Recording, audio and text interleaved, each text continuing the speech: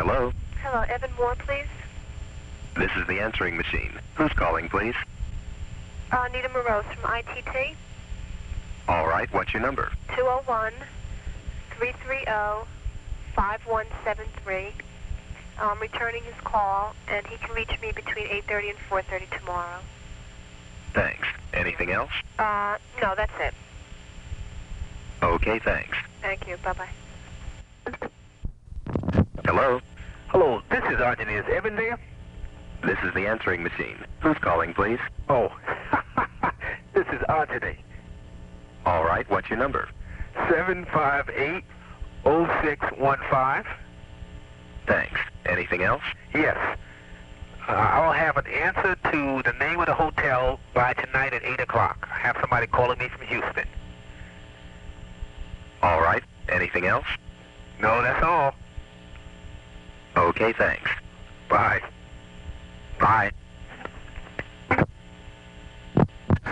429. Hello? Hi. I'm calling for, Evan Moore. This is the answering machine. Who's calling, please? This is Gina. All right, what's your number? 733-3343. Thanks. Anything else? No? Okay, thanks. Bye. Bye. 610. This is George, my invention of 1981. It was fully up and running in the fall of '81, although it didn't sound that good because I didn't have a proper analog-to-digital converter. Initially, I had to record the outgoing announcements in a kludgy way using the Apple's cassette input. The feature of calling the time and recording that on the tape was added in 1983, as was the higher quality outgoing announcements. But the overall algorithm to appropriately respond to callers and get them to leave their name and number was there from the beginning. Here's the way it sounded in 1981. This is the computer speaking. I decided to use the term answering machine instead of computer when I re-recorded the phrases. Here's 1983. This is the answering machine. That's how it sounded on the incoming message tape, which did have some extra distortion. Here it is over long distance. This is the answering machine. Who's calling, please?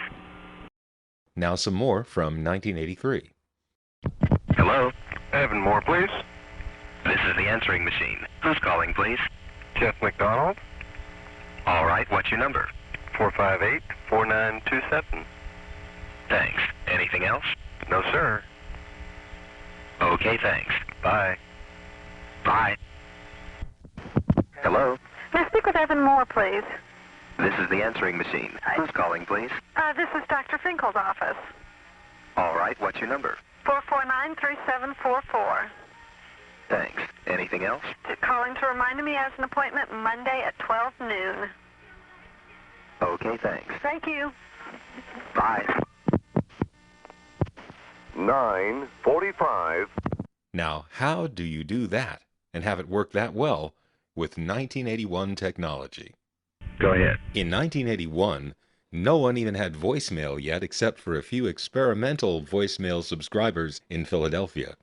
And no one had an answering machine like this, except me. There was something, though, that was out there that actually inspired this to some degree.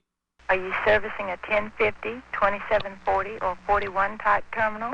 No. Are you servicing a BiSync device? No.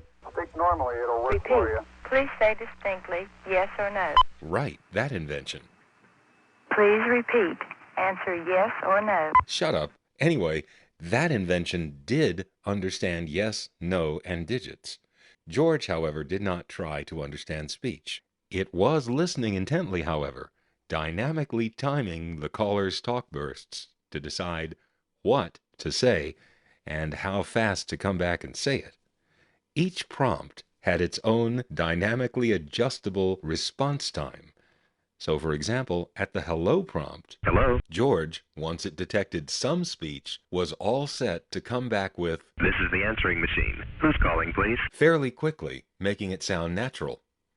However, if the caller talked past a certain amount of time on the hello prompt, George would go into a different mode, assuming the caller intended to leave a complete message right at the first prompt.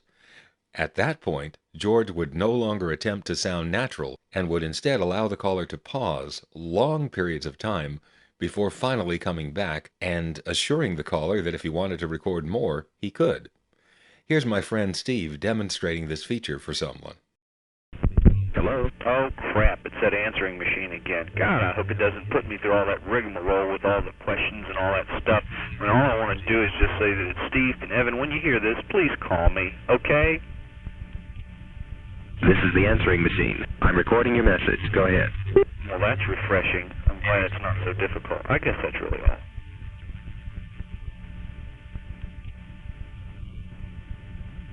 No, let's see. Wait a minute. Actually, there is something else I want to do. Go ahead. Oh, thank you. Yeah. So I want to add on a different number. There he was demonstrating the remote feature where a 4-digit code... That password is too weak. Oh, come on, it's 1983. Get off my back. Anyway, there were remote features such as using the three-way calling, recording a voice memo, etc. that could be done, all initially accessed with a super secure 4-digit code.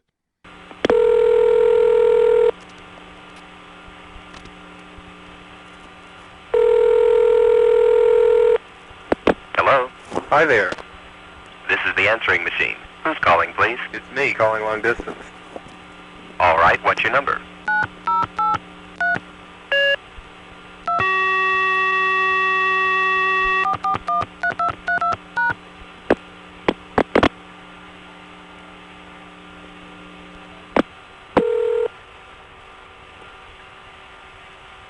Hello? Hi there. Hi. I'm out of town at the moment. Well, I play with the phones. Yeah, I do. Oh, all right. Anyway, the code for my machine right now is 9083. Okay. Thought I'd let you know if you're, if you need to use it. And what do I do for the transfer? For transfer, when the call is in progress, you quickly go #*. Well, wait a minute. Hold on a second. Well, let me run. Okay. See you later. Bye.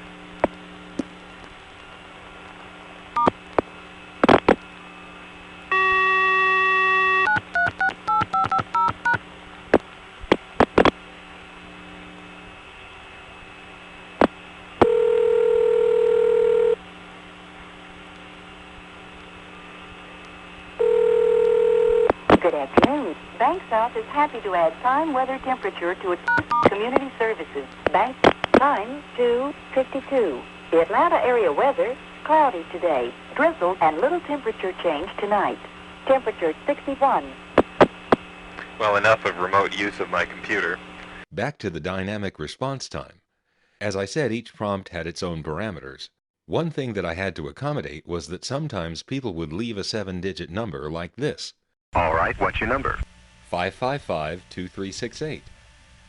Thanks. Anything else? And at other times, All right, what's your number? 555-2368. Thanks. Anything else?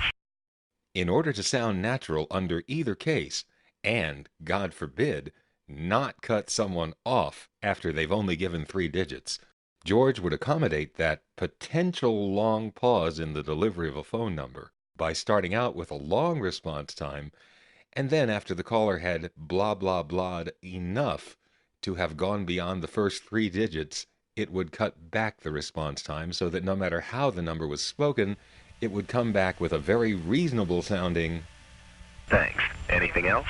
and no unnatural long pause. In practice, with my calls, this feature worked perfectly. But unfortunately, I did not keep my incoming message tapes. However, there was a wrong number caller who did demonstrate this feature, albeit unintentionally. Notice how on the "Okay, what's your number" prompt, a very long time passes between her first talk burst and her second.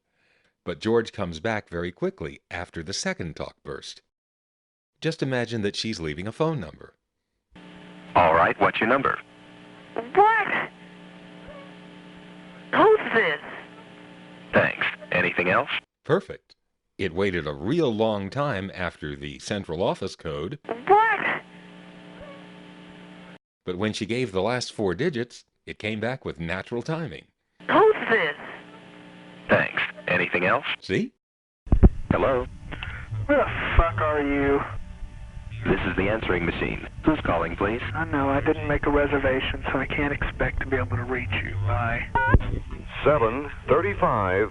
The feature of recording the time after each message was added in 1983 using the George technology. After finishing with the caller, George would turn off the tape and call up the Weathercron time number, notice when Fred Covington started talking, and then wait for the appropriate pause in his speech to turn on the tape recorder just to record the hours and the minutes.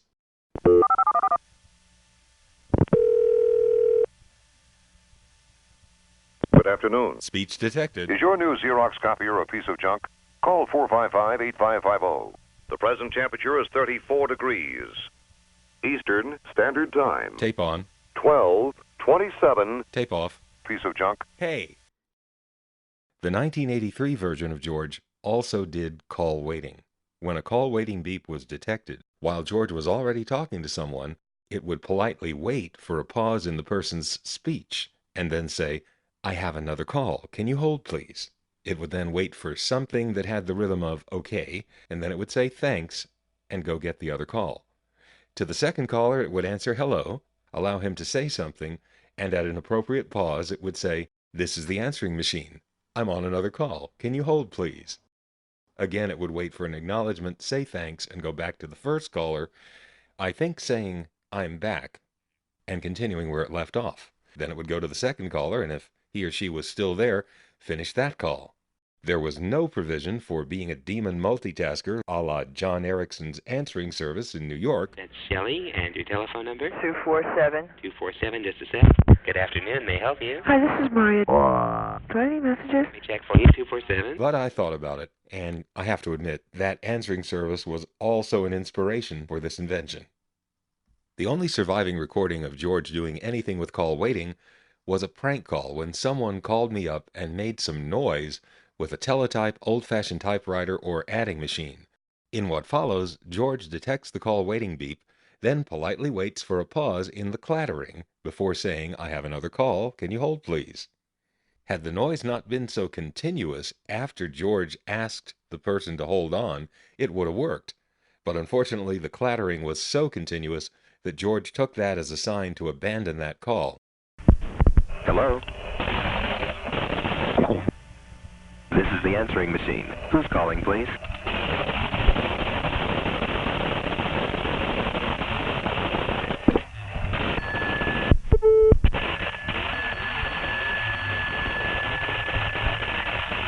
I have another call. Can you hold, please?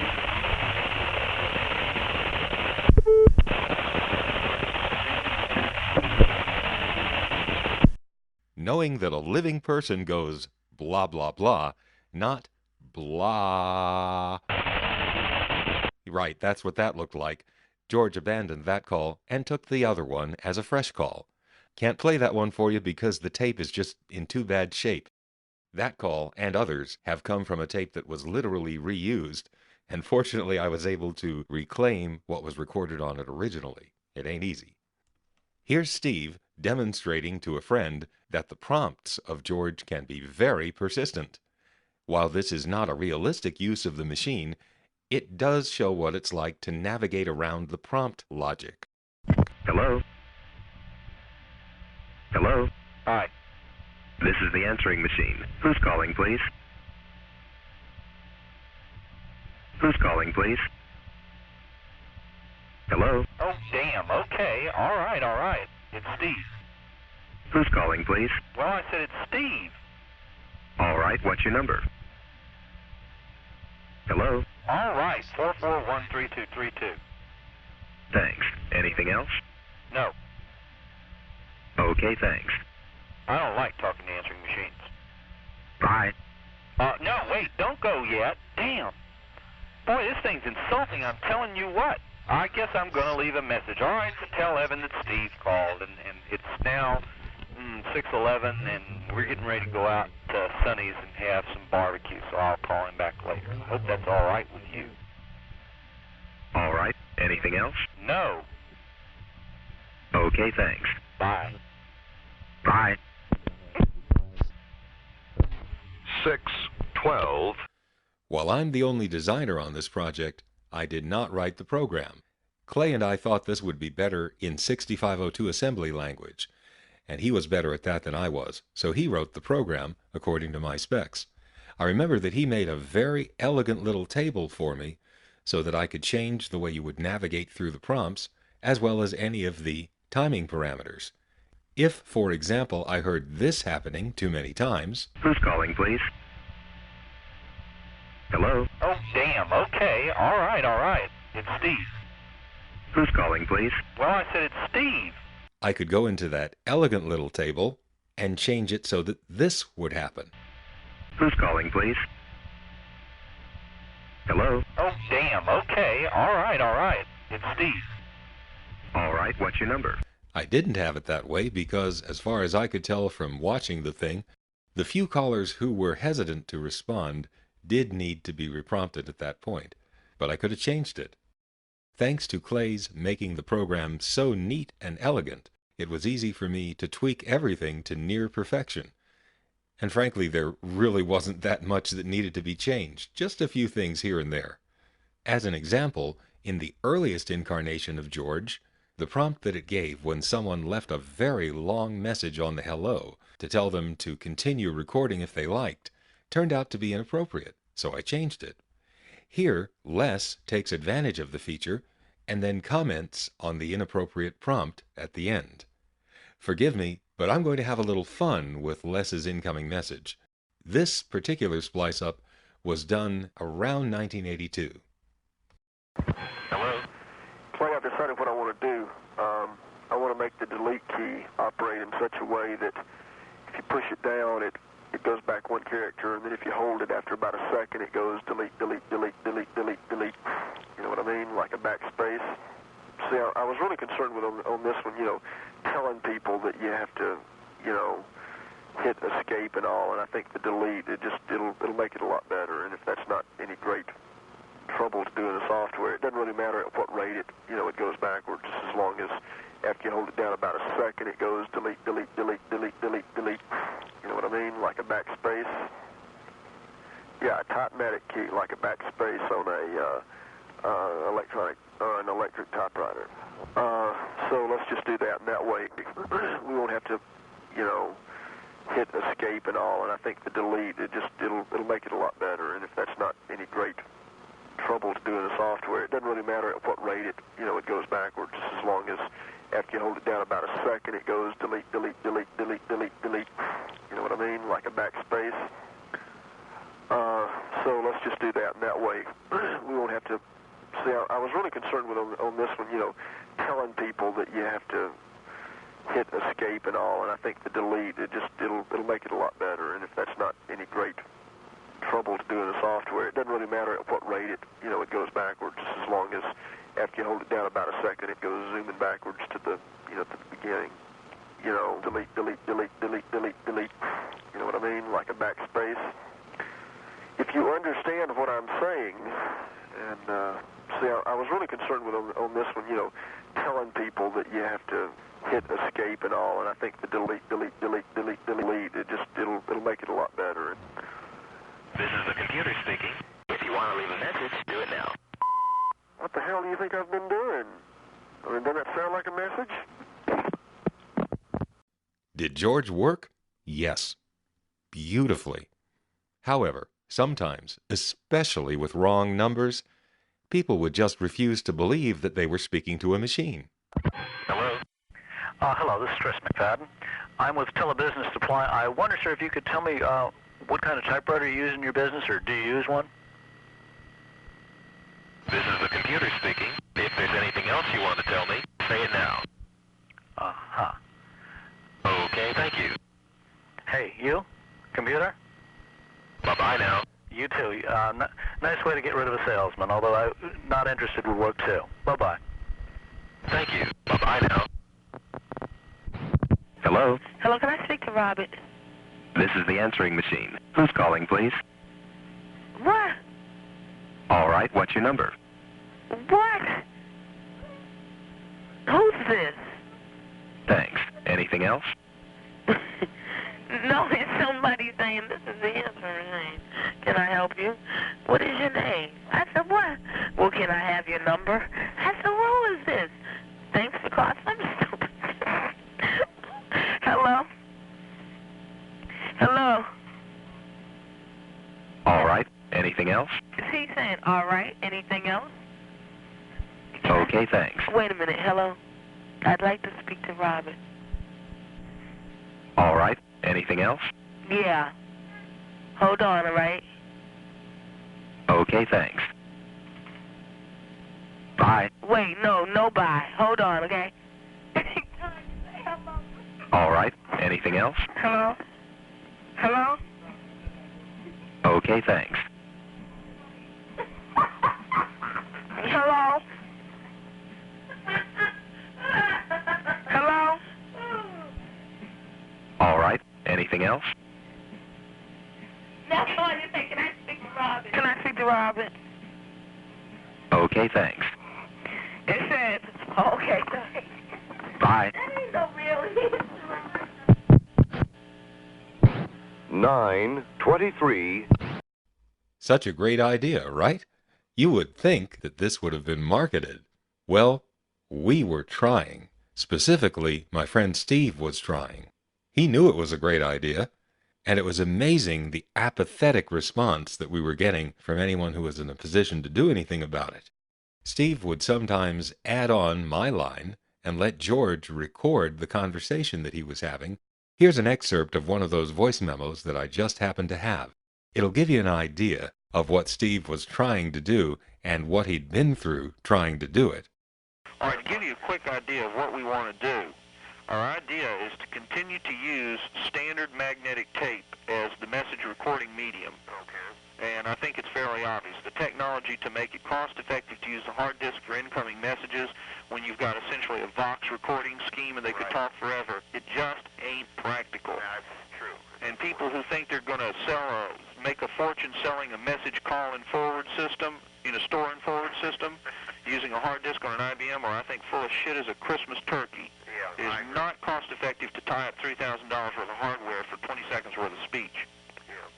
So I'm at this point, it looks like it makes sense to me to use microcassette. And one of our big headaches is we've got to find an OEM source of a microcassette or a cassette mechanism with actually a deck, not just a transport, but a deck, unless we want to manufacture our own analog electronics ourselves, which I'd just soon not do. I'd just soon farm as much of this out, as possible. Yeah, especially in that type of mechanism, there's just no way that you can meet the low cost Exactly. of OEMing, and there's enough suppliers of that type of... But what about with solenoid control? What we want essentially is a dictaphone type mechanism that upon contact closure, it either rewinds, fast forwards, records, or plays. No contact closure, of course, it's in a stop mode. Of course, that bears a little bit of research, but I don't think that you have any difficulty finding this supplier. All right, we got to find it at a low price. What we eventually want to do with this, Steve, what we want to get it to is an RS-232 interfaced outboard box about the size of, say, Hayes's chronograph that was a flop. But something small, sexy. Since it's going to have a clock chip on it, we may as well put a display on the front of it that indicates the time and shows you the status that the device is in. On the front panel. And, a few lights that do something to make it sexy, make it sleek looking, have the cassette or microcassette in it, and then just have it RS-232 at 19.2 kilobaud. And my target market for this is present PC owners, and the lines I want to go after specifically in this order are, only because I've got to develop first, because I think it's a smaller market than the IBM PC market, and I see our target market as small businesses and very upwardly mobile home PC owners who are, technologically oriented, who probably work in high-tech industry. I don't think this is going to be everybody's got to have one. But I do think all small businesses might buy them, and I think that a lot of people who work out of their home, that kind of thing, will definitely want. I think there's an enormous market. I just don't have my hand on any really, really good demographic research regarding our target market. That was going to be one of my questions. It sounds like a good idea to, obviously, you, and to, so far, I'm favorably impressed as well. But have you performed any kind of market research so far? No. Let me handle that question with you right now. At this point, what we're searching, obviously, for is not only hardware hackers and some software hackers, but funding.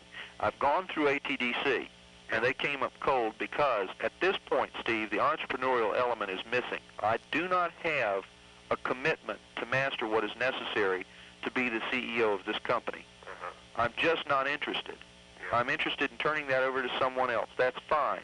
What are they asking for? What they want is either a coherent business plan, which there are 1,000 questions on the Arthur Young Company suggested outline for a new high-technology business plan that I can't answer. That's interesting. I wondered about that ATDC outfit, how they were going to go about doing their thing.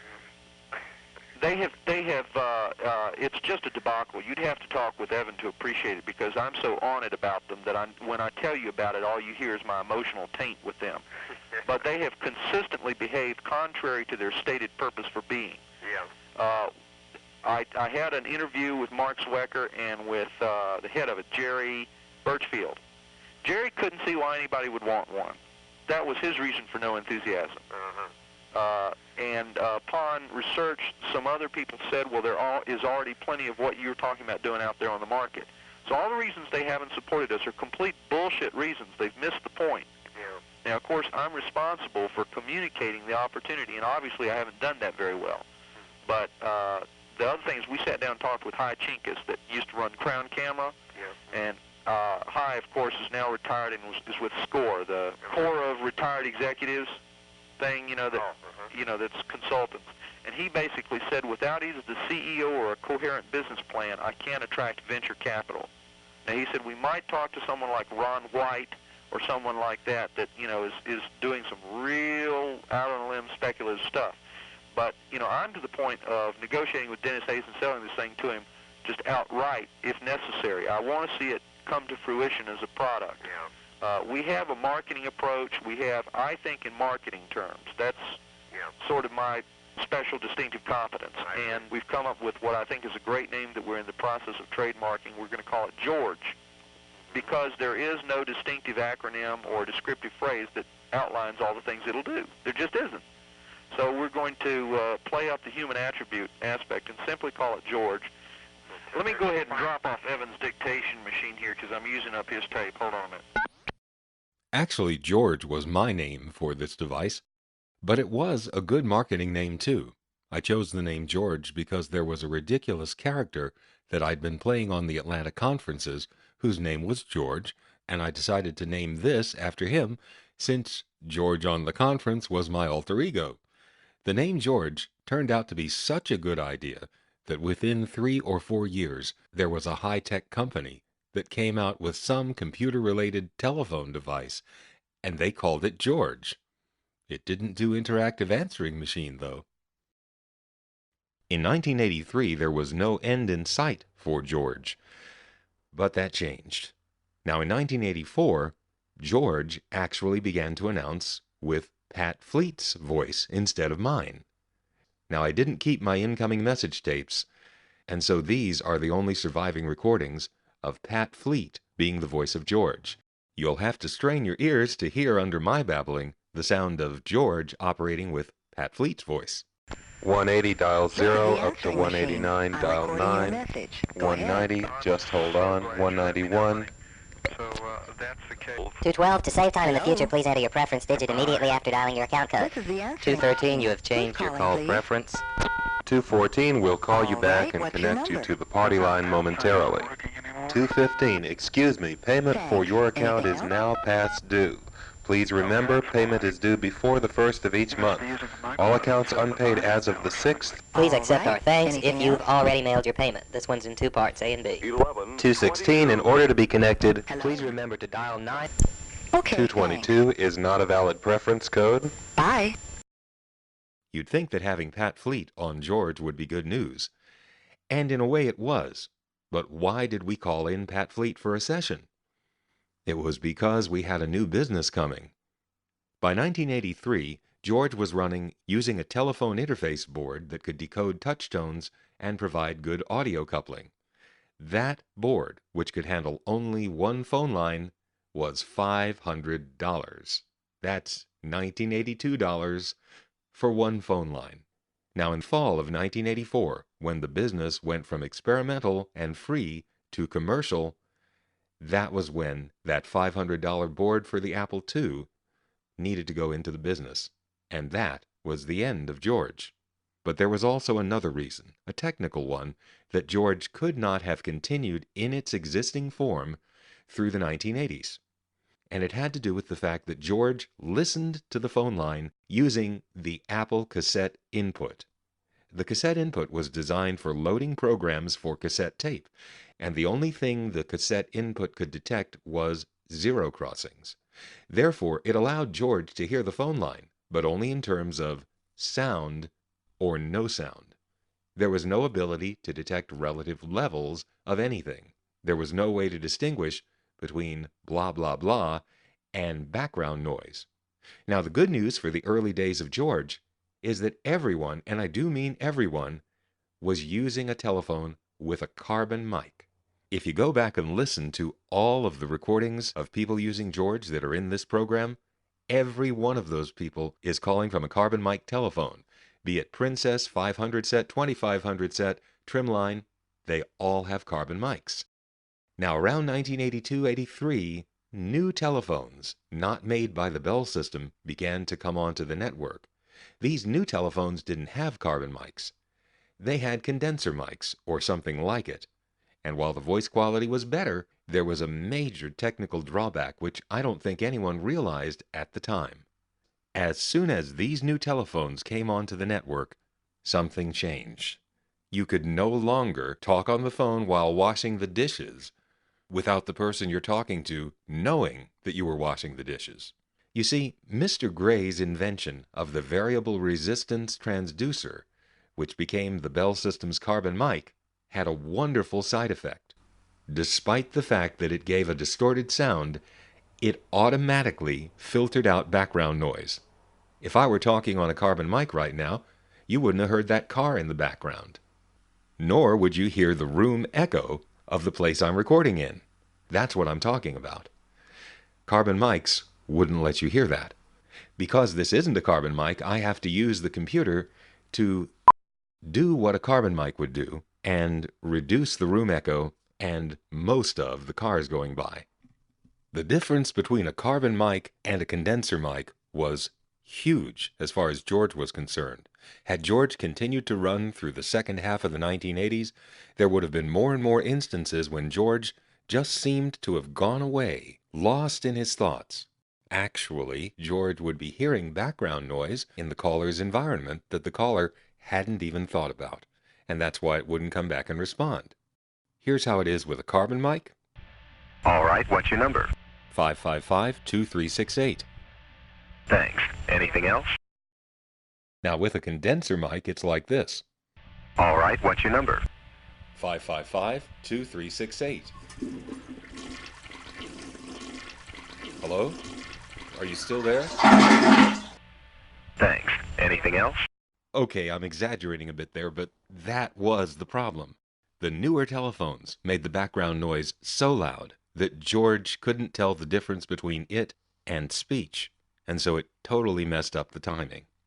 So a complete technical redesign on the listening part would have to be done to tell the difference between background noise and speech, and Steve and I didn't have time for that. We started a new business that wasn't related to George, but did involve telephone lines. Meanwhile, I got a great new disco job around the time that our business came online, and so George kind of disappeared from our consciousness. We had other things to do. There's one more anecdote that I want to share, and I'm sorry that it's an anecdote. I could kick myself for not saving this recording because it would have become a classic.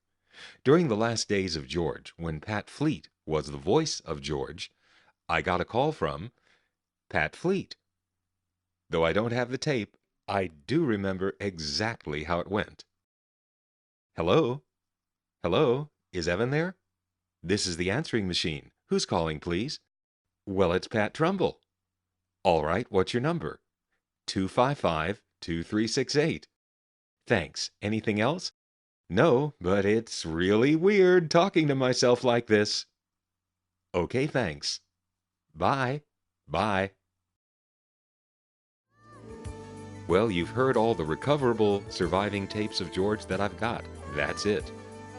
There are more of our exploits from the early 80s, including the beginnings of that business, coming up in following episodes. Bye. Bye. Bye-bye now. Think normally it'll work for you.